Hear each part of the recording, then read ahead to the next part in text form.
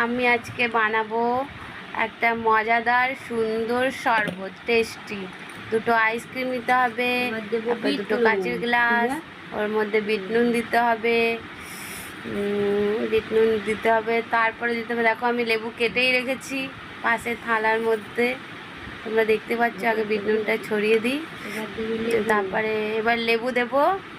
দেখো লেবু দিচ্ছি আমি, লেবু দেবো, লেবু দিয়ে লেবুটা দেওয়া হয়ে গেলে অল্প অল্প দিলেই হবে, বেশি না। এমনি আইসক্রিমের মধ্যে একটা টেস্ট থাকে নিজের, মিষ্টি মিষ্টি দিতে হবে না, ওর মধ্যে চিনি অলরেডি আছে। এবার জল দেব,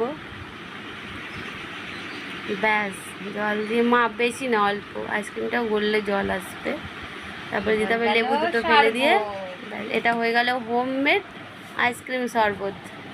তোমাদের ভালো লাগলে তোমরাও বাড়িতে বানিয়ে খেতে পারো। আর আমার চ্যানেলটাকে একদম লাইক করে দেবেন।